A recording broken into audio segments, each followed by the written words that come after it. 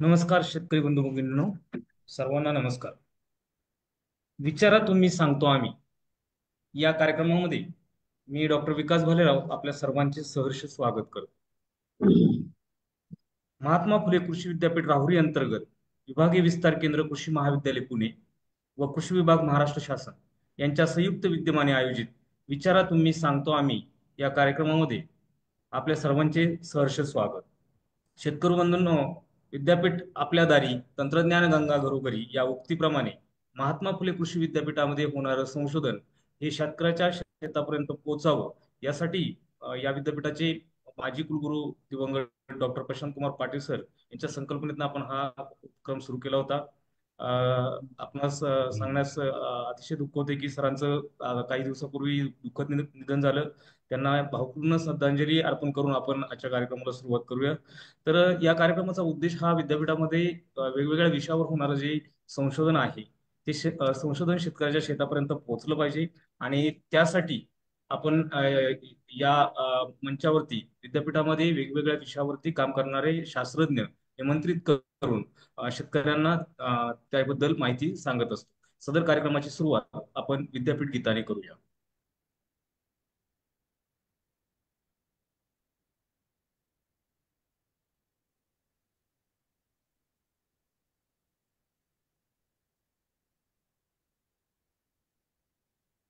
अन्नं बहुकूर्वित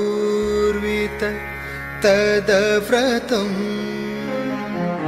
जय जय जय हरित क्रांति, जय जय जय नवल क्रांति, हरित क्रांतीचे नवल क्रांतीचे कार्य जे करीतीनी ते महात्मा फुले कृषी विद्यापीठ। पश्चिम महाराष्ट्र खानदेशात पसरविले कृषी उत्पन्न जाळे। आधुनिक कृषी तंत्रज्ञानाने निर्मिती भाजीपाला फुले फळे। सातपुडा सह्याद्री पर्वतरांगांवर, तापी गोदावरी मुळा कृष्णा काठावर विश्वजन कल्याणासाठी रचिल्या अगणित विकास वीर, अगणित विकास वीर। जय जय जय जय महात्मा फुले कृषी विद्यापीठ। माळरानी हिरवेगार गालीचे फुलवीती, शिक्षण विस्तार संशोधन ग्राम उन्नती, अन्न पशुधनाने दौलत वाढवीती। अभियंत्यांच्या अवजारांनी विविध प्रक्रिया घडती, जगी पडते झेंडा मानाचा असे हे गौरवपीठ, असे हे गौरवपीठ। जय जय जय जय महात्मा फुले कृषी विद्यापीठ। जय जय जय जय महात्मा फुले कृषी विद्यापीठ।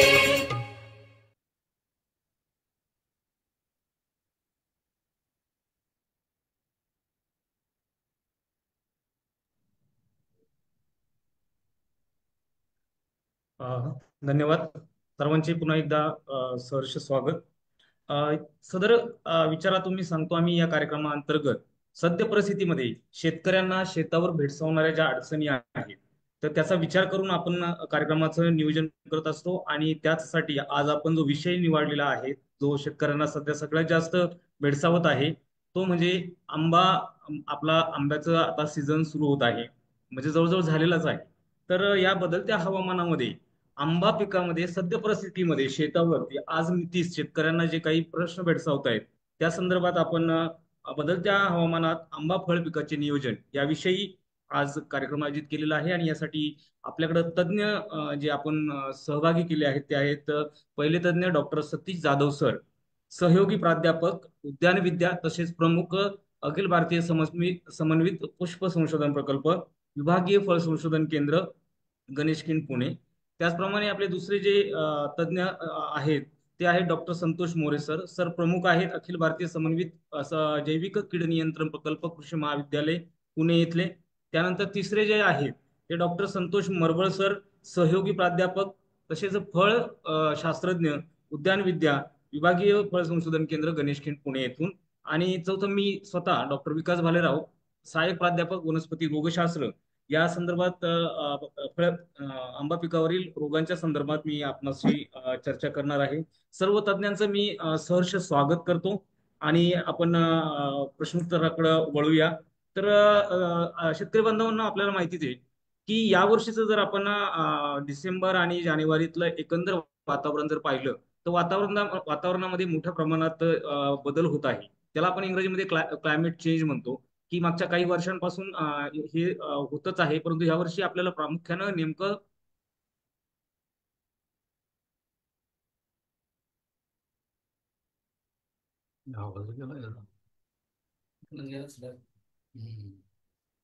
आंब्याचा मोहर निघण्यापासून तर आंब्याचं सेटिंग झालं म्हणजे फळधारणा झाल्यानंतरही शेतकऱ्यांना अनेक समस्या भेडसावत आहेत. मध्यंतरी मागच्या आठवड्यामध्ये आम्ही जे काही भेटी दिल्या त्या भेटींमध्ये शेतकऱ्यांशी केलेल्या चर्चांनंतर जे काही प्रश्न शेतकऱ्यांना भेडसावत आहेत त्या संदर्भात आपण चर्चा करणार आहोत. यामध्ये मी जाधव सरांना असं विचारू शकतो की सर, बदलत्या हवामानामध्ये आंबा मोहरावर किती परिणाम झालेला आहे आणि हा परिणाम कशामुळे झालेला आहे? नमस्ते शेतकरी बंधूंनो. बदलत्या हवामानाचा जसा सर्व पिकांवर परिणाम होतोय, अनिष्ट परिणाम होतोय, तसा आंब्यावर सुद्धा प्रामुख्यानं दिसून येतोय. खास करून की यंदा जो पाऊस पडलेला आहे त्या पावसाचा परिणाम आणि कमी थंडी याचा दुहेरी असा परिणाम की आंब्याच्या मोहरावर किंवा मोहर निघण्यावर प्रामुख्यानं दिसून आलेला आहे.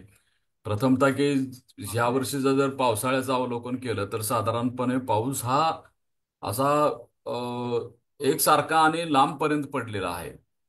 आणि त्यानंतर जी थंडी पडते तिचं प्रमाण सुद्धा कमी असल्यामुळं आंब्याच्या मोहर येण्यामध्ये की थोडा उशीर झाला. आणि त्याचबरोबर की वेगवेगळ्या टप्प्यामध्ये आता की आपल्याला मोहर दिसून येतोय. याचं हे कारण आहे, कारण बदलत्या हवामानामुळं ही त्याच्या मोहर येण्याच्या या सर्व प्रक्रियेवर त्याचा चांगला असा परिणाम दिसून येतो आहे. तर अशा प्रकारे मोहर येण्यावर, त्यानंतर मोहर टिकण्यावर, फळं टिकण्यावर, फळांची गळ यासारखे प्रश्न सुद्धा या बदलत्या हवामानामुळं की प्रामुख्यानं वाढीव तापमान आहे, त्याचबरोबर कडाक्याची कधी कधी जास्त थंडी पडल्यामुळं सुद्धा की त्याचा अनिष्ट परिणाम होतोय. परत अवेळी येणारं वादळ, त्याचबरोबर पाऊस, त्यानंतर धुके यासारख्या ज्या वातावरणातल्या घटक आहेत, हे घटक येन तेन प्रकारे की आंब्याच्या मोहरावर की प्रामुख्यानं की परिणाम करतात. त्यामुळं की आंब्याच्या फळांची गळ होतेच होते. त्याचबरोबर रोग आणि किडींचा सुद्धा की प्रादुर्भाव वाढण्यासाठी या गोष्टी सहाय्यभूत ठरत आहेत. धन्यवाद सर. म्हणजे थोडक्यात बदलत्या हवामानामुळे मोहर येण्यापासून तर फळं टिकण्यापर्यंत या सर्वच गोष्टींवरती विपरीत परिणाम झालेला दिसून येतोय. आता बदलत्या हवामानाचा जर विचार केला तर सगळ्यात मोठा जर यावर्षी फटका शेतकऱ्यांना बसला असेल की मागच्या 15 दिवसापूर्वी म्हणजे जानेवारीच्या दुसऱ्या नंतर साधारणतः तिसऱ्या आठवड्यामध्ये पुणे जिल्ह्यातील काही भागांमध्ये ढगाळ वातावरण, रात्रीचं कमी तापमान आणि दिवसभर आर्द्रता, जास्त आर्द्रता यामुळं बऱ्याच भागांमध्ये ज्याला आपण मँगो हॉपर म्हणतो म्हणजे तुडतुडे याचं प्रमाण इतकं प्रचंड वाढलं होतं की एका मोहरावरती 40-40, 50-50 तुडतुडे आपल्याला दिसून येत होते. तर तशीच परिस्थिती काय झालेली की थंड हवामान खूप वेळ राहिल्यामुळं अजूनही काही मोहर निघतोय. तर मला संतोष मोरे सरांना मी विचारू इच्छितो की सध्या परिस्थितीमध्ये आता बऱ्यापैकी आंब्याची लागण झालेली आहे, परंतु जो काही मोहर आहे त्या मोहराचं संरक्षण आपल्याला कसं करता येईल, तुडतुड्यांचा नियंत्रण सध्या परिस्थितीमध्ये कशा पद्धतीने करणं योग्य ठरेल? नमस्कार शेतकरी बंधूंनो. तसं पाहिलं तर महाराष्ट्रामध्ये किंवा आपल्याकडे आंब्याला जो मोहर फुटायला सुरुवात होते किंवा साधारणतः डिसेंबरच्या दुसऱ्या आठवड्यापासून मोहर फुटायला सुरुवात होते किंवा बाहेर पडायला सुरुवात होते आणि त्याचं साधारणपणे जानेवारी महिन्यापर्यंत मोहर फुटण्याचं वेगवेगळ्या भागात आपल्याला दिसून येतं. आता बऱ्यापैकी होतंय काय की ज्यावेळेस ढगाळ वातावरण तयार होतं किंवा कमाल तापमानामध्ये वाढ होते आणि आंब्याचा मोहर एकदम चांगल्या स्थितीत आलेला असतो, अशा वेळेस बऱ्याच वेळा तुडतुड्यांचा प्रादुर्भाव वाढलेला दिसून. आणि हे तुडतुडे एका प्रकारचे नाहीत, तर तुडतुडे हे आकाराने खूप छोटे असतात, त्या मोहरामध्ये दिसत नाहीत. बऱ्याचशा शेतकऱ्यांचा त्या ठिकाणी अनुभव असा असतो की ते लवकर लक्षात येत नाहीत. आणि ज्यावेळेस यांचं अनुकूल वातावरण आणि मोहराचं प्रमाण जास्त, अशा वेळेस मग तुडतुड्यांचं प्रमाण वाढलेलं दिसून येतं. बऱ्याचशा वेळेस तुडतुड्यांचं प्रमाण एवढं वाढतं की बऱ्याच वेळेस त्या आंब्याच्या झाडाखाली तुम्हाला चिकट द्रव पडलेला दिसून येतो. आणि त्याच्यानंतर मग आपल्या उपाययोजना चालू करणं सुरुवात होतं. आता सध्याची परिस्थिती बऱ्याचशा भागातून आपल्याला ते दिसतो, पण ज्या शेतकऱ्यांनी प्रॉपर प्लॅनिंग केलेले आहेत, जरा प्रिव्हेंटिव्ह मेजर्स त्यांनी वापरलेले आहेत, अशा वेळेस मग आपल्याला त्या ठिकाणी त्या बागेमध्ये तुडतुड्याचं प्रमाण वाढलेलं दिसून येत नाही. आता होतंय कसं, जे काही कीटकनाशकं वारंवार वापरण्यात येत आहेत, बऱ्याच वर्षापासून आपण सगळेच वापरत आहोत, तर ते देखील कारण आपल्याला या तुडतुड्याचा प्रादुर्भाव वाढण्यासाठी झालेले दिसून येतात. याच्यामध्ये प्रामुख्याने आपण एक गोष्ट लक्षात घेतली पाहिजे की जर तुडतुड्यांचं प्रमाण आपल्याला कमी ठेवायचं असेल, तर सर्वसाधारणपणे आपल्याला लागवडीपासून बऱ्याचपैकी काळजी घेणं गरजेचं असतं. याच्यामध्ये क्लोज प्लांटिंग जे असतं किंवा झाडं जवळजवळ लावण्याचं सध्या हाय डेन्सिटी प्लांटिंग सध्या बरेचसे शेतकरी करतायत. तर त्याच्यामध्ये हाय डेन्सिटी प्लांटिंग करताना बऱ्याच वेळा क्रॉप कॅनॉपीमध्ये किंवा फॉलिएजमध्ये मोहराचं प्रमाण असतं आणि प्लस पानांची संख्या जास्त असते. अशा वेळेस आतमध्ये आर्द्रता तयार होते आणि थोडा अंधार पडतो. बरीचशी मोठं झाड आहेत त्याच्यामध्ये प्रॉपरली प्रुनिंग केलं जात नाही किंवा फांद्यांची छाटणी केली जात नाही. अशा झाडांमध्ये देखील आपल्याला आंब्याचं त्या ठिकाणी तुडतुड्यांचा प्रादुर्भाव वाढलेला दिसून येतो. अशा वाढलेल्या परिस्थितीमध्ये आपल्याला कीटकनाशकांशिवाय पर्याय नाही. मात्र कीटकनाशक वापरताना किंवा फवारताना त्या ठिकाणी जी शिफारस केलेली कीटकनाशक आहेत आणि शिफारशीप्रमाणे वापरणं फार गरजेचं आहे. कारण पगारामध्ये काही थोडेफार होत राहील. मागच्या काय म्हणतात दिवसापासूनचा अनुभव असा आहे की पगार सगळ्या बरोबर पगार शिवाजी देशमुख सर, आपण ऑडिओ बंद करतो का? कीटकनाशक ही खूप मोठ्या प्रमाणात फवारली जातात आणि अगदी 4-5 दिवसाच्या अंतराने कीटकनाशक त्याच्या शिफारशीच्या खूप जास्त प्रमाणात फवारली जातात. आता ह्याच्यामध्ये होतं कसं, हॉपरचं प्रमाण तुम्हाला कमी झालेलं दिसून येईल, परंतु बाकीच्या गोष्टी त्या ठिकाणी उद्रेक करून घेतात. पाठीमागच्या काही वर्षांमध्ये आंब्यावर पर्टिक्युलरली थ्रिप्सचा मोठा प्रॉब्लेम सुरू झाला होता की ह्या रिपीटेडली आपण काही निओनिकोटिनाइड ग्रुपमधल्या कीटकनाशकांच्या फवारण्या केल्या आणि त्याच्यामुळे हॉपर्स त्या ठिकाणी कमी झाला आणि तुडतुडे देखील वाढले. हे असे प्रॉब्लेम्स आपले वाढत जातात. त्याच्यामुळे प्रॉपर प्लॅनिंग जर आपण व्यवस्थित अगदी पालवी फुटल्यापासून त्या ठिकाणी व्यवस्थितपणे जर त्याची केअर करत गेलो, काळजी घेत गेलो, तर त्या ठिकाणी तुडतुड्यांचं प्रमाण देखील आपल्याला कमी झालेलं दिसून येतं आणि आंबा प्रॉपरली सेट झालेला दिसून येतो. याच्यामध्ये पहिली जी गोष्ट करायची, तर आंब्यामध्ये आंब्याचं झाड जर पाहिलं तर आंब्याच्या झाडामध्ये फांद्यांची छाटणी अशा प्रकारची करायची की आंब्याच्या सेंटरमध्ये त्या ठिकाणी सूर्यप्रकाश व्यवस्थितपणे आला पाहिजे दिवसभर. कारण ज्या झाडांमध्ये सूर्यप्रकाश आतमध्ये घुसत नाही अशा ठिकाणी ह्या आंब्याच्या त्या तुडतुड्यांना त्या ठिकाणी खूप चांगलं वातावरण असतं, अनुकूल वातावरण तयार होतं आणि यांची संख्या खूप मोठ्या प्रमाणावर त्या ठिकाणी वाढलेली दिसून येते. त्याच्यामुळे जी काही सेंटरच्या फांद्या आहेत त्याचं प्रॉपरली प्रुनिंग जर केलं तर त्या ठिकाणी आंब्याचं तुडतुड्यांचं प्रमाण कमी राहतं. दुसरी गोष्ट म्हणजे नत्रयुक्त खतांचा वापर देखील आपण कमी प्रमाणात ठेवला पाहिजे. बऱ्याचपैकी शेतकरी नत्रयुक्त खतांचा वापर करतात आणि त्यामुळे पानांमध्ये लुसलुशीत प्रमाण जास्त येतो. आंब्याचा त्या ठिकाणी मोहर त्यांना पोषक असतो आणि अशा परिस्थितीमध्ये देखील हॉपरचं प्रमाण म्हणजे ही कारणं अनुकूल हवामानासोबतच ही कारणं देखील आहेत. त्याच्या देखील आपण त्या ठिकाणी काळजी घेणं गरजेचं आहे. आणि जर आता सध्याच्या परिस्थितीमध्ये तुडतुड्यांचं प्रमाण निश्चितपणे वाढलेलं आहे, अशा वेळेस आपल्याला ज्या फवारण्या आहेत त्या फवारण्या एक 10 ते 15 दिवसाच्या अंतर फवारणीमध्ये 2 फवारण्यामध्ये अंतर ठेवणं गरजेचं असतं. दुसरी गोष्ट, ज्या काही कीटकनाशक आहेत त्याच्यामध्ये रासायनिक कीटकनाशक आहेत, वनस्पतीजन्य कीटकनाशक आहेत आणि काही बुरशीजन्य कीटकनाशक आहेत. यांचा वापर प्रॉपरली जर केला, त्याच्यामध्ये स्टिकरचा वापर केला तर त्या ठिकाणी तुडतुड्यांचं प्रमाण कमी होतं. जास्त प्रमाण झालं असेल तर पहिल्यांदा रासायनिक कीटकनाशकांकडे जा. त्याच्यामध्ये इमिडाक्लोपिल आहे, थायोमिथोक्झोन आहे, कापनॉल आहे, डिप्रोफेन्झिन आहे. या कीटकनाशकांच्या 1 ते 2 फवारण्या या तुडतुड्यांचं प्रमाण कमी होण्यासाठी पहिल्यांदा करायचं. आणि एकदा यांचं प्रमाण कमी झालं की मग पुढे आपल्याला त्या ठिकाणी निंबोळी अर्क किंवा निमार्क जे आहे किंवा निंबोळी जी काही कीटकनाशक आहेत त्याच्या दुसऱ्या फवारणीला जावा किंवा जी काही आपली मॅट्रायझियम किंवा लेकॅनिसिलियम नावाची काही जैविक कीटकनाशक आहेत त्या फवारणीला त्या ठिकाणी गेलं पाहिजे, जेणेकरून त्या ठिकाणी त्या किडींमध्ये प्रतिकार जी शक्ती आहे ती प्रतिकार शक्ती तेवढी राहत नाही आणि हळूहळू त्या ठिकाणी आपल्याला प्रमाण कमी झालेलं दिसून येतं. मात्र 2 फवारण्यामध्ये व्यवस्थितपणे अंतर ठेवलं गेलं पाहिजे. आणि दुसरी गोष्ट म्हणजे कीटकनाशकांचे शिफारशीचे डोस व्यवस्थितपणे ठेवले गेले पाहिजेत, तरच आपल्याला तुडतुड्यांचं प्रमाण कमी झालेलं दिसून येतं. याचबरोबर बाकीच्या ज्या गोष्टी नत्रयुक्त खतांचा वापर आणि तुमच्या प्रॉपरली प्रुनिंग या गोष्टी देखील आपण तेवढ्याच चांगल्या पद्धतीने जर केल्या, प्रिव्हेंटिव्ह मेजर्स वापरले, तर त्या ठिकाणी तुडतुड्यांचं प्रमाण कमी झालं. आणि मी अजून एक गोष्ट सांगेल, आता सध्या तुडतुड्यांचं प्रमाण वाढलंय. आंबा काढल्यानंतर त्या ठिकाणी एक ब्लँकेट स्प्रे आपण त्या ठिकाणी सर्वांनी अवश्य द्यावा कीटकनाशकांचा. ब्लँकेट स्प्रे देताना पानांवर आणि फांद्यांवर फार खोडापासून ते वरपर्यंत जर दिला तर हे तुडतुडे ऑफ सीझनला किंवा आंबा नसताना, मोहर नसताना हे झाडाच्या खोडावर, फांद्यावर अगदी सालींमध्ये बेचक्यातनी लपून राहतात, वर्षभर ते तसेच राहतात. अशा वेळी जर आपण कीटकनाशकांची फवारणी केली किंवा निंबोळी कीटकनाशकांची जरी फवारणी केली तर याच्यात त्या बऱ्याचशा हॉपर्स जे आहेत ते हॉपर्स मारले जातात आणि भविष्यामध्ये किंवा पुढच्या वर्षामध्ये याचं प्रमाण आपल्याला कमी झालेलं दिसून येतं. धन्यवाद. धन्यवाद सर.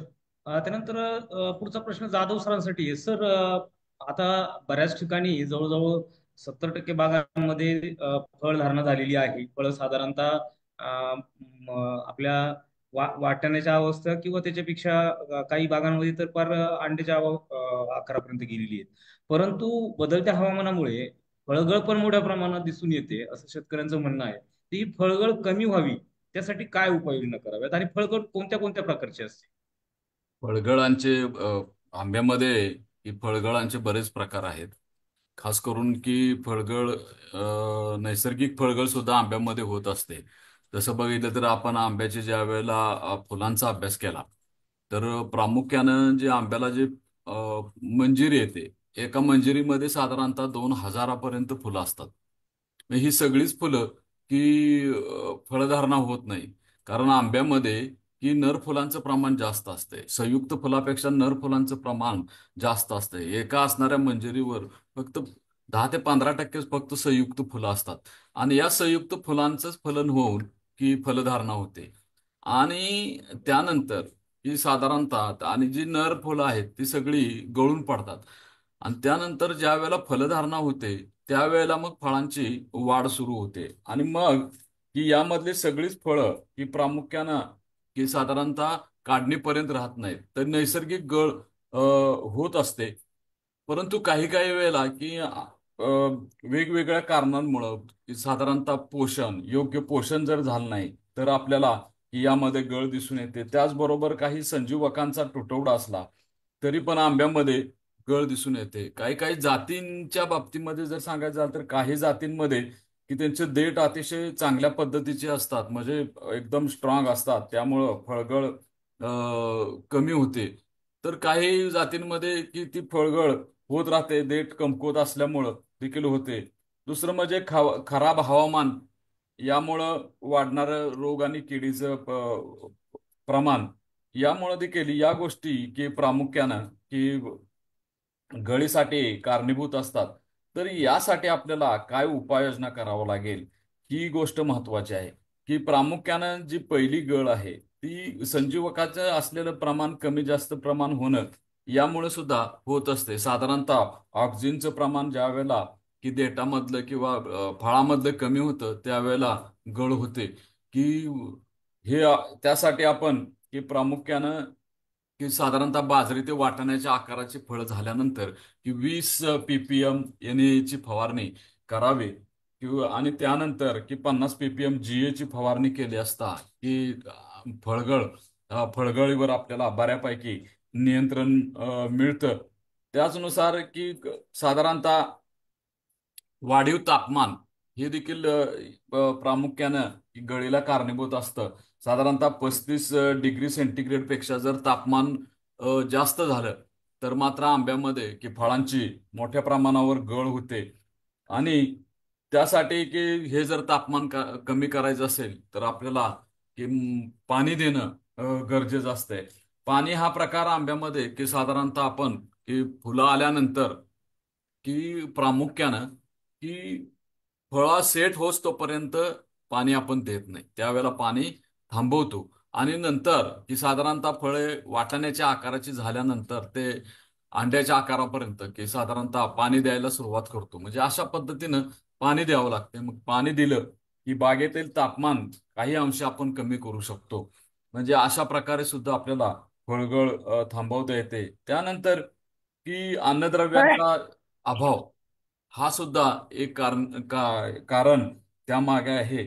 त्यासाठी की प्रामुख्यानं की मोहर येण्यासाठी मोहर आल्यानंतर की आपण KNO3 किंवा पोटॅशियम नायट्रेटच्या फवारण्या की घ्यायला हव्यात. साधारणतः की 10 ग्रॅम प्रति लिटर या प्रमाणात 1 ते 2 पोटॅशियम नायट्रेटच्या फवारण्या की साधारणतः फळं वाटाण्याच्या आकाराची झाल्यापासून ते अंड्याच्या आकारापर्यंत 2 फवारण्या की प्रामुख्यानं घ्यायला हव्यात.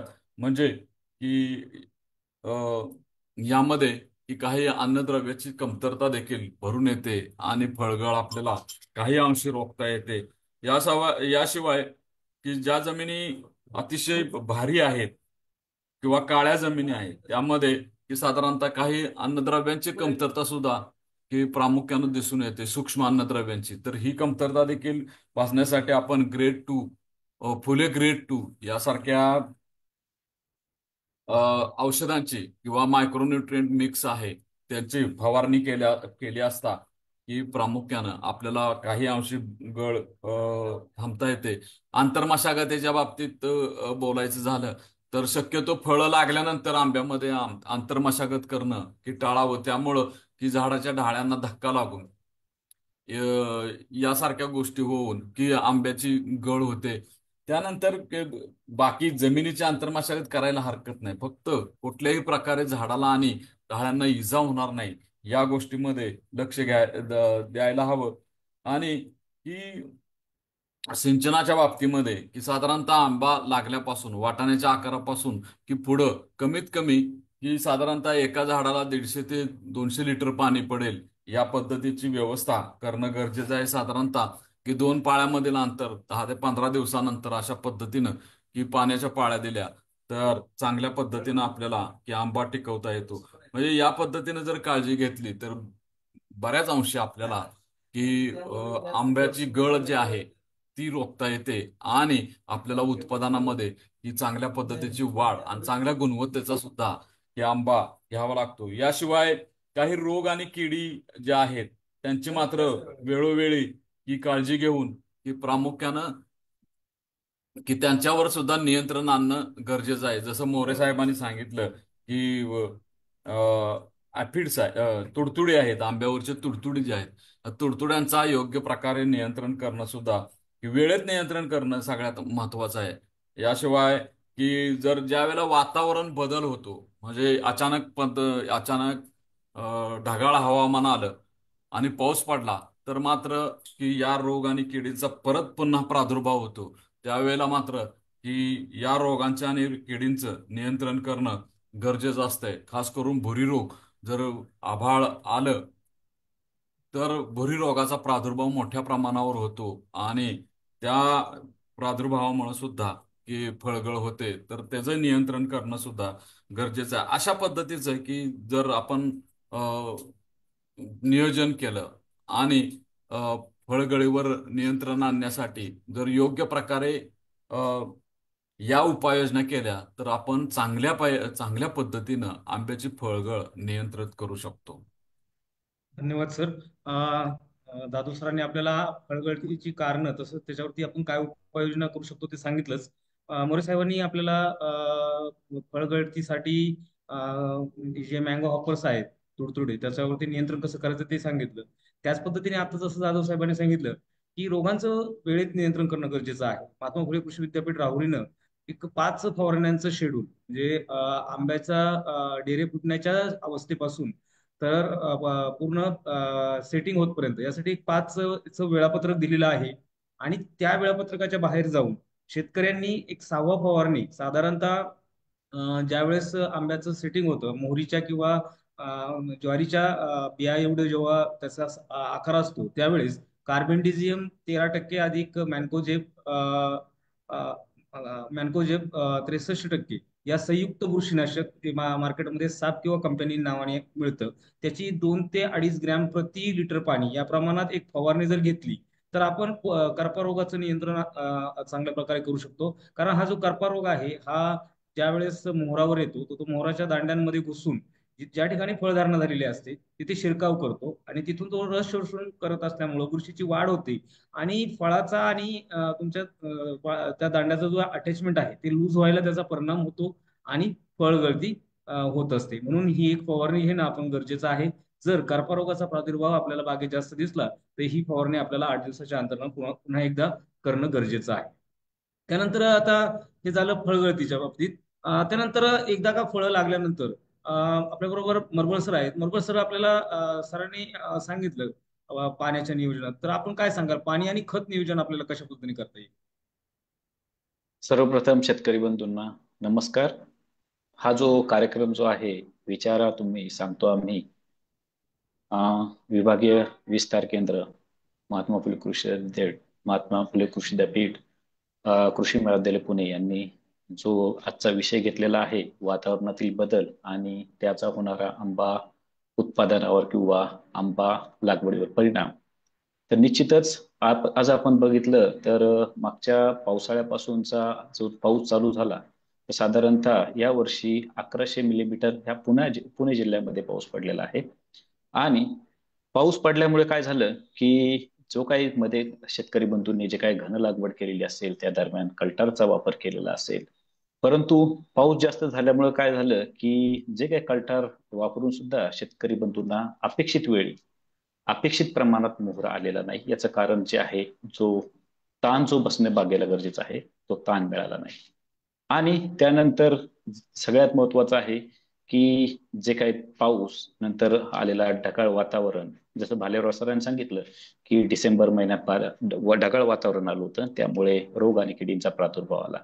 त्यानंतर जी काही थंडी हे एक महत्वाचं कारण आहे की जेवढं आपण ताण देणं गरजेचं आहे तेवढीच जर एकाच वेळी जर थंडी आली आणि 13 डिग्री सेल्सिअस पेक्षा जर कमी त्या दरम्यान जर आपले तापमान जर राहिले तर निश्चित आपली बाग ही एका वेळी फुलोऱ्यात येते किंवा एका वेळी मोहर येतो. परंतु यावर्षी तसं काही दिसले नाही. त्यामुळे साधारणतः डिसेंबर पासून तर जानेवारीच्या अखेर आजही बागेमध्ये फुलोरा किंवा पुनर्फुलोराची शंका आहे. तर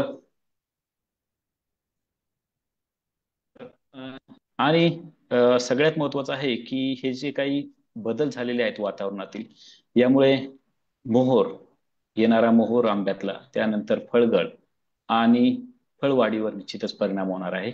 आणि आता मला जो काही भालेराव सरांनी जो काही प्रश्न विचारलेला आहे यामध्ये आपण बागेचे खत व्यवस्थापन कसे करावे, तर निश्चितच जेव्हा आपण एखाद्या बागेचे तसे आंबा बागेच्या अलीकडच्या काळात व्यावसायिक उत्पादन घेण्याचे आपण चालू केलेले आहे त्यामध्ये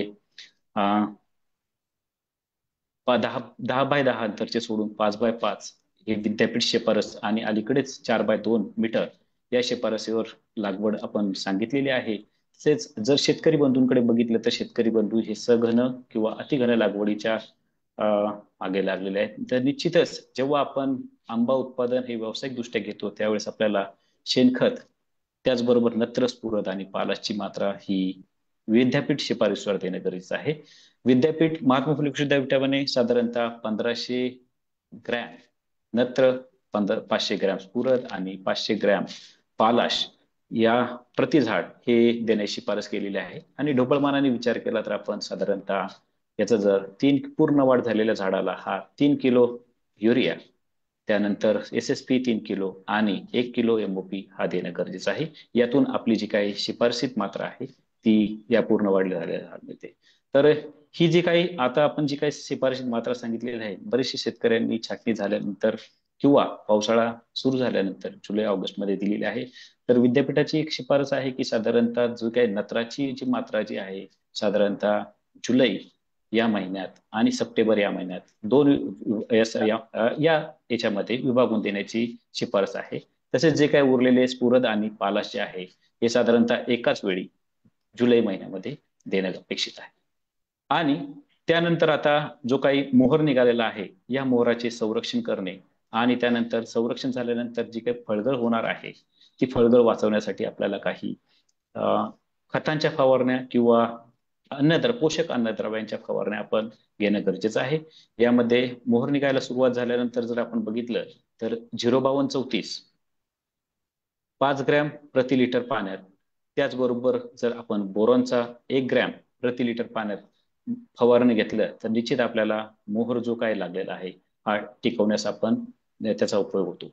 त्यानंतर जे काही फळवाढीच्या अवस्था मगाशी जाधव सरांनी सांगितल्या की साधारणतः ज्वारीच्या आकारापासून वाटाणा, त्यानंतर वाटाण्याचा आकार, त्यानंतर अंडाकृती फळ, अशा जे काही अवस्था, गोटी फळ, या काय अवस्था आहेत, या अवस्थेच्या दरम्यान जर आपण बाजारामध्ये मिळणार 13-045 किंवा पोटॅशियम नायट्रेट 1% द्रावण करून जर आपण फवारलं तर निश्चित आपल्याला जी काही होणारी फळगळ आहे या तिन्ही अवस्थेमध्ये आपण त्याचा फवारा घ्यायचा आहे. त्याच्यामध्ये वाटाणा जेव्हा फळ वाटाण्याच्या आकाराचे होते, त्यानंतर गोटी आकाराचे होते आणि अंडाकृती आकाराचे होते, तर त्यावेळेस पोटॅशियम नायट्रेट किंवा 13-045 1%ची फवारणी आपण घेणं गरजेचे आहे. त्यानंतर बरेचशा शेतकऱ्यांशी आम्ही संवाद साधल्यानंतर बरेचसे शेतकरी हे 2 ग्रॅम युरिया प्रति लिटर ही सुद्धा फवारणी जेव्हा फळ वाटाण्याच्या आकाराचे होते त्यावेळेस घेतात आणि त्याचा निश्चितच या शेतकऱ्यांना फायदा झालेला आहे असे दिसून आले किंवा ते सांगताय. आणि यानंतरचं जे काही मला जो काही प्रश्न विचारलेला आहे यामध्ये पाणी व्यवस्थापनावर जर बोलायचे झाले तर अगोदरच्याच बागा आपण पारंपरिक बागा बघितल्या तर ह्या पारंपरिक बागा ज्या आहेत त्या साधारणतः आपण कमी पाण्यावर येणाऱ्या किंवा वर्षातून कधीतरी पाणी देणाऱ्या बागांमध्ये होते.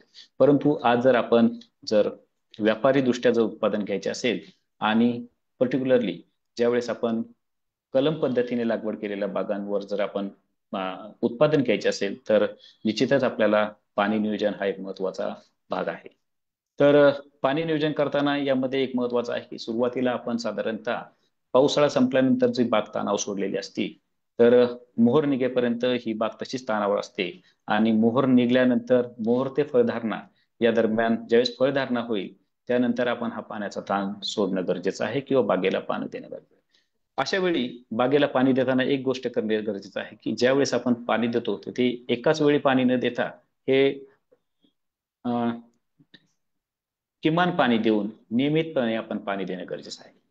किमान आणि कमीत कमी पाणी देऊन आपण नियमित पाणी देणं गरजेचं आहे.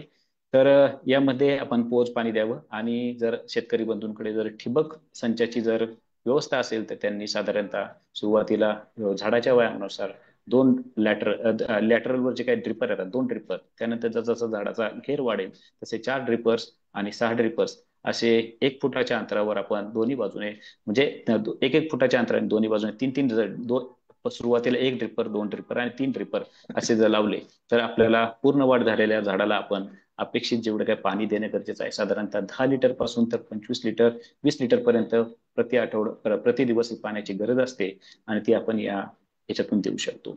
तर साधारणतः आपण जर बघितलं तर पाणी व्यवस्थापनामध्ये जर बघितलं तर फुलोरा आणि फुलोरा ते फळधारणा ही एक स्टेज असते. ती साधारणतः आता होऊन गेलेली आहे. डिसेंबर या जानेवारीमध्ये बऱ्यापैकी आता सेटिंग झालेलं आहे आणि ही आता जी काही बागेमध्ये जी काही फळं आहेत ही साधारणतः वाटाण्याच्या आकाराच्या किंवा त्या दरम्यानच्या आहेत किंवा जो काही उशिरा फुटलेली बाग आहे ते आता साधारणतः ज्वारी आकारात आहे. तर अशा वेळी आपण या स्टेजेसमध्ये सुद्धा आपण साधारणतः 8 दिवसाच्या अंतराने हे आपण पाणी देणं गरजेचं आहे. परंतु हे पाणी देताना आपण पोहोच पाणी आणि नियमित पाणी देणं गरजेचं आहे. त्यानंतर दुसरी स्टेज जी आहे जी काय पुढची येणारी स्टेज आहे साधारणतः फेब्रुवारी नंतर येणारी आहे. तर यामध्ये फळधारणा झालेली आहे आणि फळधारणा झाल्यानंतर जी काही वाढ होणार आहे किंवा फळवाढ होणार आहे यासाठी आपल्याला जे काही पाणी द्यायचं आहे ते अगोदरच्या पाण्यापेक्षा साधारणतः आपल्याला दुप्पट पाणी द्यायचंय किंवा आपण जे काही ड्रिपर लावलेले आहेत त्याच्यातलं म्हणजे त्या दरम्यान आपल्याला जे काही आपण 8 दिवसांनी पाणी देणार होतो तर ते आपण आता 4 दिवसांनी किंवा निम्म्या दिवसांनी कमी करायचं आहे. कारण की जसं फळ वाढेल तसतशी या पाण्याची गरज ही फळ वाढीला जास्त लागते जेणेकरून हे जे आपण जे काही काडीमध्ये कर्बोदके तयार झाले किंवा वाढतात आणि या फळांचा आकार वाढण्यास मदत होते. आणि एक महत्वाचं आहे की ज्यावेळेस आपण पाणी देतो तर त्यावेळेस प्रत्येक वेळी आपण लक्षात ठेवायचं की आपली बाग ही वापसा कंडिशन मध्ये असणे गरजेचं आहे. जर आपण वापसा कंडिशन मध्ये जर ही बाग ठेवली तर आपल्याला निश्चितच ही जे काही अतिरिक्त होणारी फळगळ आहे, त्यानंतर जो काही पुन्हा मोहर येतो, तर तो मोहर आणि साक्याचं प्रमाण महत्वाचं आहे, की यामध्ये जर आपण बाग वापसेमध्ये ठेवली तर भविष्यात उद्भवणारा साक्याचं प्रमाण हे हापूस आंब्यामध्ये निश्चितच कमी होणार आहे. धन्यवाद.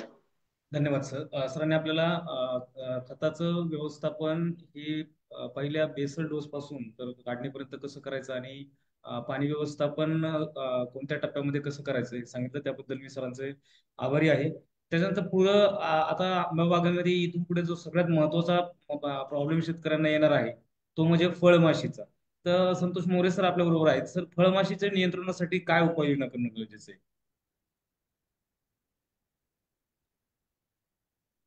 फळमाशी साठी एक म्हणजे ज्यावेळेस आपला आंबा जो आहे तो पाड लागायला सुरुवात होते किंवा पक्वतेच्या अवस्थेत यायला सुरुवात होते, अशा वेळेस फळमाशीचा प्रादुर्भाव आपल्याकडे सुरुवात झालेला दिसून येतो. किंवा साधारणतः मी म्हणेन की मे महिन्यापासून फळमाशी आंब्यावर बऱ्यापैकी दिसायला सुरुवात होते.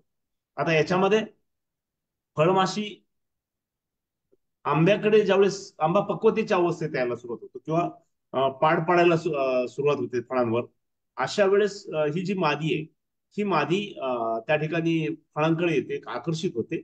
आणि ती आकर्षित होते कारण तिला तिच्यात अंडी घालायची असतात आणि एक मादी जी आहे ती फळांमध्ये अंडी घालायला सुरुवात करते. आणि अंडी घातल्यानंतर ऍक्च्युली ती अंडी घातलीत का नाही हे देखील आपल्या लवकर लक्षात येत नाही, कारण फळं त्या ठिकाणी मोठी झालेली असतात, काढणीच्या अवस्थेत आलेली असतात. आणि ज्यावेळेस ही फळं काढली जातात अशा वेळेस फळं पिकायला ज्यावेळेस ठेवली जातात किंवा आडणीत ठेवली जातात, अशा वेळेस त्या फळांमधनं एकतर फळं खराब झालेली दिसून येतात किंवा त्या फळांमध्ये आळ्या पडलेल्या दिसून येतात. बऱ्याचशा वेळेस मार्केटमधून किंवा बाजारातून देखील फळं आणल्यानंतर कापल्यानंतर त्यात आळ्या पडलेल्या आपल्याला दिसून येतात. त्या सगळ्या ज्या आळ्या असतात, त्या पांढऱ्या आळ्या ज्या असतात, या आळ्या फळमाशीच्या असतात. आणि बऱ्याच वेळा आतमध्ये म्हणजे फळ वरून चांगलं दिसतं, मात्र आतमध्ये त्या ठिकाणी आपल्याला फळमाशीचा प्रादुर्भाव झालेला दिसून येतो. आता या ठिकाणी हिचं नियंत्रण करायचं असेल तर त्या ठिकाणी आपल्याला खूप साऱ्या काळज्या घेणं गरजेचं असतं. याच्यामध्ये बागेची स्वच्छता ही सगळ्याच किडींसाठी फायदेशीर आहे. दुसरी गोष्ट म्हणजे या फळमाशीसाठी बाजारात रक्षक सापळे मिळतात किंवा फळमाशीचे सापळे मिळतात. याच्यामध्ये बऱ्यापैकी आपण फळमाशी ट्रॅप करू शकतो आणि त्यांचं प्रमाण कमी करू शकतो किंवा अंड्यांचं प्रमाण त्या ठिकाणी कमी व्हायला मदत होते. दुसरी गोष्ट, याच्यामध्ये फळं पक्वतेच्या अवस्थेत आली की आपलं त्या ठिकाणी लक्ष असलं पाहिजे. म्हणजे एक 70% पाड लागला झाडांना की म्हणजे फळं पिकण्यापूर्वीच ती झाडावरनं खाली उतरवायची, जेणेकरून त्या ठिकाणी फळमाशीला अंडी घालायला वाव मिळणार नाही. कारण ती फळं एकदा आपल्या आडणीत आली किंवा पिकायला सुरुवात झाली की त्या ठिकाणी सेफ प्लेसला येतात आणि त्याच्यामुळे त्या ठिकाणी अंडी घालण्याचं प्रमाण जे आहे ते देखील कमी झालेलं दिसून येतं. दुसरी गोष्ट म्हणजे या ठिकाणी अजून एक टेक्निक आहे, त्याच्यामध्ये थोडं आपण जे कोमट पाणी घेतो किंवा आंघोळीला जसं पाणी घेतो तशा पाण्यामध्ये जी काढलेली फळं आहेत, ती काढलेली फळं जर त्या ठिकाणी डीप करून काढली, म्हणजे फळ बुडवायचं परत बाहेर काढायचं, जेणेकरून त्याच्यामध्ये जी काही अंडी असतात त्या अंडी त्या ठिकाणी नष्ट होतात आणि फळमाशी त्या ठिकाणी आपल्याला कंट्रोलमध्ये आलेले दिसून येते.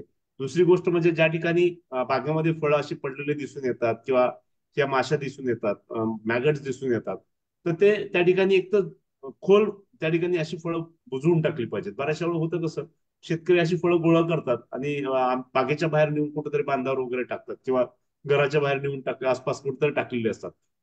या माशात या आळ्यातनं काय होतं, आळ्यातनं परत ते कोशावस्थेत खाली जमिनीत निघून जातात आणि कोशातनं परत जे काही फळमाशा बाहेर पडतात ते परत आपल्या बागेकडे येतात. आता या फळमाशीचे खूप सारे वनस्पतीवर किंवा फळांवर त्या ठिकाणी अट्रॅक्ट होत असतात, पण प्रामुख्याने आपल्याकडे आंब्याचा ज्यावेळेस सीझन असतो त्यावेळेस आंब्याच्या सीझन मध्ये देखील आपल्याला फळमाशी, बऱ्याच जाती आहेत त्या ठिकाणी फळमाशीच्या, त्या फळमाशीच्या जाती आलेल्या दिसतात. आणि एक दोन जर झाडे असतील त्या ठिकाणी कुठल्याही प्रकारचे पेस्टिसाइड्स मारून चालत नाहीत किंवा पेस्टिसाइडचा वापर करून जास्त चालत नाही, तर त्या ठिकाणी एक दोन झाडं असतील तर सर्वात चांगला उपाय म्हणजे त्या ठिकाणी फळांना पॅकिंग करणं किंवा त्या ठिकाणी पेपर बॅग्स टाकणं, जेणेकरून फळमाशीला अंडी घालायला वाव मिळत नाही आणि फळमाशी त्या ठिकाणी आपल्याला कंट्रोल झालेली दिसून. म्हणजे कीटकनाशक फवारण्यापेक्षा आपण ह्या जर गोष्टी केल्या तर फळमाशी आपल्याला कमी झालेली दिसून. धन्यवाद सर. सरांनी आपल्याला फळमाशीचं नियंत्रण कसं करायचं त्याबद्दल सविस्तर सांगितलेलं आहे. शेतकरी बंधूंनो, आता जे मोरे सरांनी आपल्याला सांगितलं की प्लास्टिकच्या बॅगांचं आपण फळांवर जर आवरण केलं तर आपण फळमाशीचं नियंत्रण चांगल्या पद्धतीने करू शकतो. तर जाधव सर, या बाबतीत आपल्या महात्मा फुले कृषी विद्यापीठाची कोणती शिफारस आहे का? आणि वेस्टनांचा वापर फळांवर केला तर त्याचा काय चांगला परिणाम त्या गुणवत्तेवरती होतो, फळांच्या गुणवत्तेवरती? जाधव सर, कृपया. आंब्यामध्ये जर अंड्याच्या आकाराचे ज्या वेळेला आंबे असतात हो. त्यावेळेला जर आपण बॅगिंग केलं तर त्याचा चांगला परिणाम वाढ आणि गुणवत्तेवर होतो असं दिसून आलंय. म्हणून आपण की महात्मा फुले कृषी विद्यापीठानं की शिफारस केलेली आहे की फळाला बॅगिंग करावं आणि तेही अंड्याच्या आकाराची फळं असताना बॅगिंग करावं. त्यामुळं मोरे साहेबांनी सांगितलं तसं की पहिल्यांदा की तुमच्या या फळमाशी या किडीला तर अटकाव होतोच, याशिवाय की आंब्याची गुणवत्ता पण सुधारते. त्यामुळे आंब्यामध्ये गोडी येते, रंग चांगला दिसतो आणि थोडंसं की फळाचं इतर वातावरणातील बाह्य घटकांपासून चांगल्या प्रकारे संरक्षण होऊन फळं असे अट्रॅक्टिव्ह, आकर्षक अशा पद्धतीची दिसतात. त्याचा चांगला रंग विकसित होतो आणि मार्केटमध्ये त्याची गुणवत्ता सुधारल्यामुळं की चांगला भाव मिळण्यासुद्धा सुद्धा की प्रामुख्यानं की त्याचा फायदा होतो. त्यामुळं अलीकडं की जे हाय डेन्सिटी प्लांटिंगमध्ये, अति घन लागवडीमध्ये की ज्यावेळेला आपण आंब्याच्या कॅनॉपीचं नियंत्रण करतो त्यावेळेला की अशा बागांमध्ये की फळमाशी त्याचबरोबर गुणवत्ता या दोन्ही दृष्टीनं जर बॅगिंग जर वापरलं किंवा वापरणं सुलभ आहे अशा ठिकाणी की बॅगिंग वापरून की चांगल्या गुणवत्तेचं उत्पादन शेतकऱ्याने घ्यावं. धन्यवाद सर. म्हणजे थोडक्यात आपण जर बॅगांचा वापर केला तर गुणवत्तापूर्ण तसेच फळमाशीचा प्रभाव कमी होतो. सर, सरांनी याबद्दल सविस्तर सांगितलं. याच्या नंतर मेन जो प्रॉब्लेम येतो तो मागचे 2 वर्ष जे आपण अनुभवतोय की काढणी पश्चात करपा रोगाचं प्रमाण खूप मोठ्या प्रमाणात वाढतं. आणि त्याचं कारण म्हणजे काय की आपण त्यावेळेस फवारणीही करू शकत नाही. तर हा जो करपा आहे हा प्रथमतः फळामध्ये ज्यावेळेस फळधारणा होते त्याच वेळेस ती बुरशी जी आहे ती फळामध्ये जाते. परंतु ज्यावेळेस त्याचं साखरेचं प्रमाण वाढायला सुरुवात होतं त्यावेळेस त्या बुरशीला पोषक अन्नद्रव्य मिळतात आणि ती तिथे वाढते आणि त्याचे चट्टे आपल्याला काढणीनंतर दिसतात.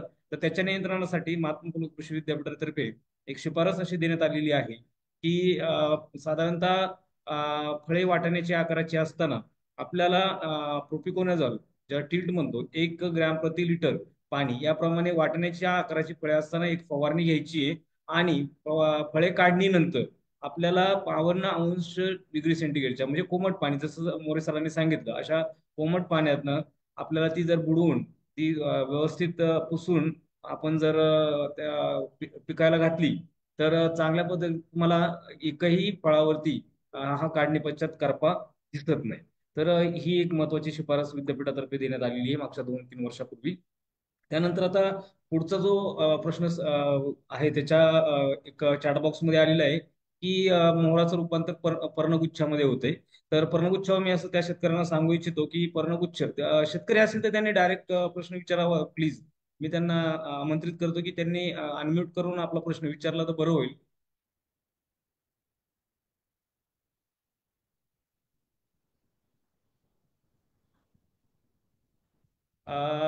तर त्याचं कारण असे की हा पर्णगुच्छ ही एक प्रकारची विकृती आहे.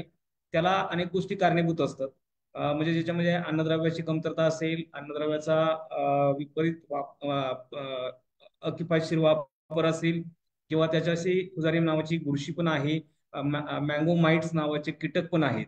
अशा अनेकविध कारणांचा एकत्रितपणा येऊन ही जी विकृती ही निर्माण होते.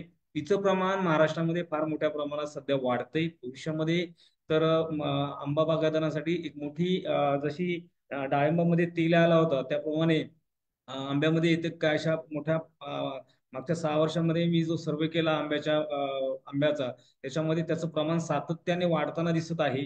आणि त्याचं एकमेव कारण जे असतं, मेन सोर्स जो असतो, हा काय हवेमध्ये असतं तर तो पसरतोच, पण सगळ्यात महत्वाचं म्हणजे कलम करताना नर्सरीमध्ये कलम करताना रोपवाटिकेमध्ये जर त्या रोपवाटिका त्या जे माळे असतात त्यांनी कलम करताना जर कलम काडी ही ज्या झाडावरती ऑलरेडी पर्णगुच्छ आहे, ज्याच्यावरती पर्णगुच्छाची लक्षणं दिसतात त्या झाडावरनं जर आपण काडी घेतली आणि तिचा जर कलम काडी म्हणून, ज्या आपण इंग्रजीमध्ये सायन म्हणतो, वापर केला, तर त्या झाडावरती साधारणतः जुन्या काळात असं सांगितलं जायचं की 5 ते 6 वर्षांना आपल्याला त्याची लक्षणं दिसतात.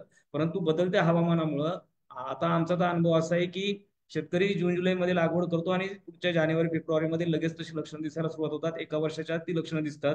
तर याच्या उपाययोजना म्हणजे काय करायचं की आपल्याला ती लक्षणं दिसतात ते काढून टाकायचे.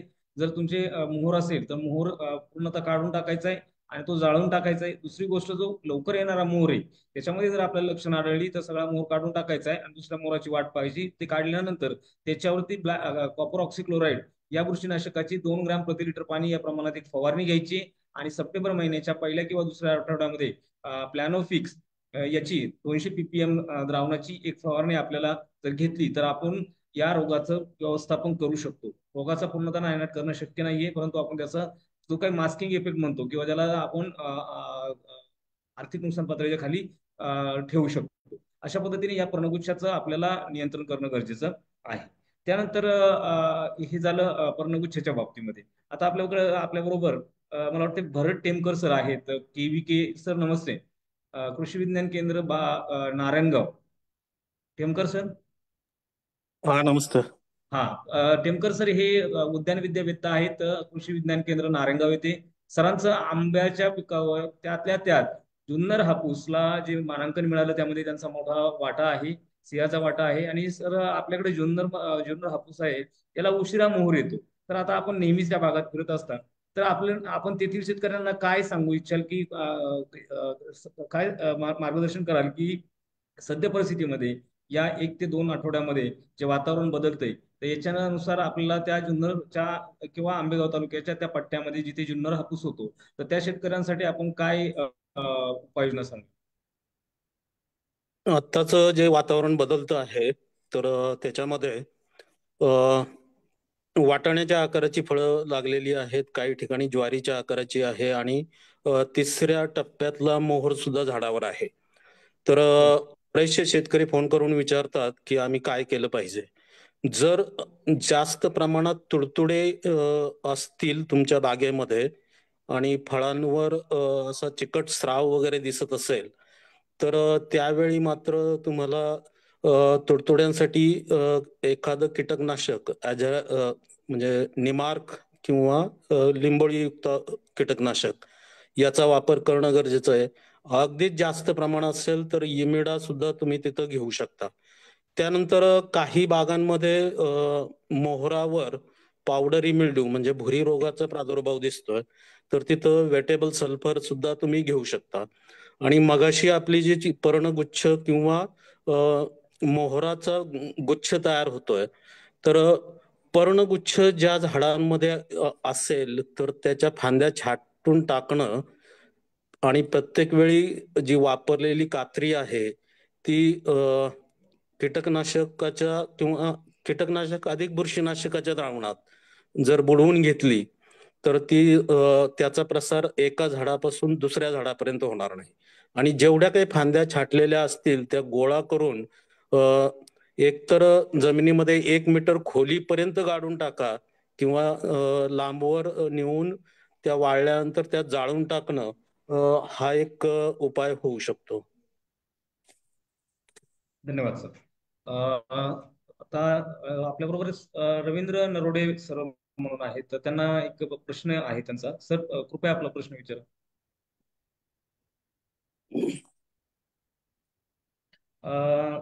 ते अवेलेबल नाहीत वाटतं, पण नरोडे सरांनी मला व्हॉट्सअपवरती प्रश्न विचारला होता. त्यांच्या बागेमध्ये मोठ्या प्रमाणात डिंक्या रोगाची लागण झालेली आहे. तर त्यांच्याच बागेत नाही रोगाचं तुम्हीच सांगू शकाल तुम्ही. तर डिंक्या रोगाच्या बाबतीत असं आहे की आता शेतकऱ्यांचा कल हा घन आणि अतिघन लागवडीकडे आहे, की ज्या लागवडीमध्ये आपल्याला दरवर्षी फळांची काढणी झाल्यानंतर छाटणी ही आवश्यकच असते. आणि हे फळांची जेव्हा आपण छाटणी करतो त्यामुळे काय होतं की इजा होतात आणि त्यातनं काय होतं, बुरशी जी आहे ती त्यातनं प्रवेश करते. त्यामुळे छाटणी केल्यानंतर सगळ्यात महत्वाची गोष्ट म्हणजे छाटणी केलेल्या जागेवरती आपण कॉपर ऑक्सिक्लोराईडचं जे द्रावण आहे त्यांनी ते धुवून घेतलं पाहिजे किंवा कॉपर ऑक्सिक्लोराईडची फवारणी आपण छाटणी झाल्यानंतर 1 किंवा 2 फवारण्या 2 ग्रॅम प्रति लिटर पाणी या प्रमाणात देणं सगळ्यात महत्वाचं गरजेचं आहे. आणि जिथे तुम्हाला डिंक मोठ्या प्रमाणात दिसतोय तो आपण जे पेंटर जे वापरतात त्यातल्या खरड पट्टीनं तो खरडून घ्यायचा आहे आणि त्या ठिकाणी सीनं त्याला धुवून घ्यायचंय.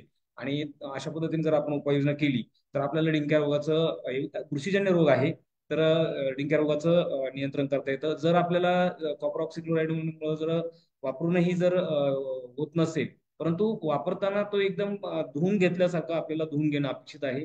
ते नाही झालं तर कार्बेंडिझियम 50% WP या बुरशीनाशकाची सुद्धा आपण 1 ग्रॅम प्रति लिटर पाणी याप्रमाणे चांगलं ते 1 ग्रॅम प्रति लिटर पाणी या प्रमाणात जर आपण ते थोडं जर धुवून घेतली तर आपल्याला त्या रोगाचं त्या बुरशीचं चांगल्या पद्धतीनं व्यवस्थापन करता येऊ शकतं.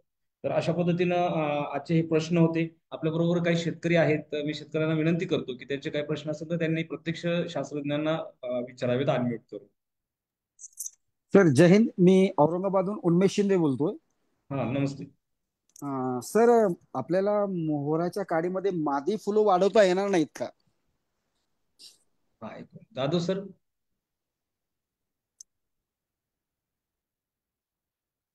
जाधव सर. हा मरवळ सर अनम्यूट करा प्लीज. हॅलो. हा सर बोला. हा जरा प्रश्न परत एकदा सांग. तर ते म्हणतात की मादी फुलांचं प्रमाण आपल्याला वाढवता येईल. मादी फुलांचं प्रमाण वाढवण्यापेक्षा आहे ते फुल हे तुमचं आहे ती फळं जपणं महत्वाचं आहे. कारण काय माहितीये का निसर्गताच की आंब्याच्या मंजरीमध्ये पहिल्यांदा मंजरीमध्ये साधारणतः 1000पेक्षा जास्त फुलं लागतात आणि त्यामध्ये संयुक्त फुलांचं प्रमाण फक्त 15%च राहतं. आणि या 15% फुलांमध्ये की प्रामुख्यानं जे फलन होतं आणि त्यातून फक्त 0.1 ते 0.2% एवढीच फळं शेवटपर्यंत काढणीपर्यंत हाताला येतात. आपण जरी मादी फुलाचं प्रमाण वाढवलं तरी प्रामुख्यानं आपल्याला हवा आहे काय की प्रत्येक डाळीला 1 किंवा जास्तीत जास्त 2 आंबे लागले पाहिजेत. त्याच्यापेक्षा जास्त घस लागून मग त्याच्या क्वालिटीवर परिणाम होईल आणि आंबे छोटे राहतील. म्हणून प्रत्येक डाळीला आंबे येणं गरजेचं आहे आणि प्रत्येक डाळीला 1 किंवा 2 आंबे टिकणं महत्वाचं आहे. तर आंबे टिकवण्याकडे जास्त लक्ष केंद्रित करायला पाहिजे. मादी फुलं जास्त असली जास्त आंबे लागले तर घस लागतील, आंबे छोटे राहतील. तर त्यापेक्षा हे महत्वाचं आहे की आपण फळगळ कशी थांबवली पाहिजे यावर आपलं लक्ष जास्त पाहिजे. मादी फुलं वाढवण्यासाठी आपण जर समजा डेरे फुटायच्या अगोदर साधारणतः पोटॅशियम नायट्रेट या खताची जर फवारणी केली तर त्याचा परिणाम होऊ शकतो. परंतु त्यापेक्षा कारण आपल्याला फक्त एका डाळीला आंब्यामध्ये फक्त टर्मिनल फ्लॉवरिंग आहे म्हणजे शेंड्यालाच फक्त फुलं येतात आणि प्रत्येक शेंड्याला 1 फळ तरी राहायला हवं एवढी दक्षता घेणं गरजेचं आहे. म्हणजे आपल्याला भरपूर उत्पन्न मिळेल. जेवढे शेंडे जास्त तेवढी फळं यायला हवीत. Okay sir. Thank you sir. Thank you very much sir. धन्यवाद सर. अजून कोणाला प्रश्न असेल ते विचारू शकता कृपया.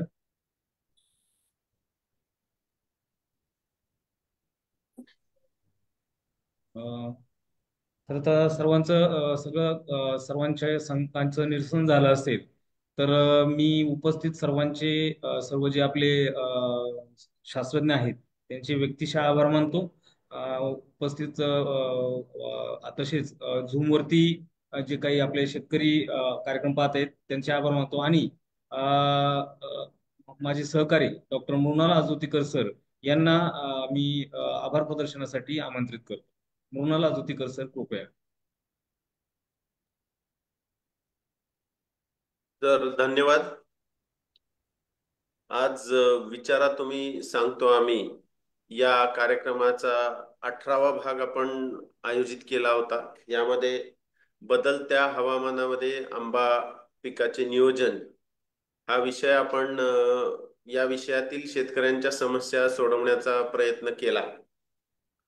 तर आजच्या या सत्राच्या आयोजनामध्ये ज्या सर्वांचा आम्हाला मदत झाली, हातभार झाला, यांचं औपचारिक आभार प्रदर्शन करण्यासाठी मी इथे आलो आहे. सर्वप्रथम मी महात्मा फुले कृषी विद्यापीठ राहुरीचे प्रभारी कुलगुरू सन्माननीय डॉक्टर साताप्पा खरबडे सर यांचं या प्रसंगी मनापासून आभार व्यक्त करतो. त्याचप्रमाणे आमचे संचालक विस्तार शिक्षण डॉक्टर गोरक्ष ससाणे सर यांचं देखील मी या प्रसंगी मनापासून धन्यवाद देतो.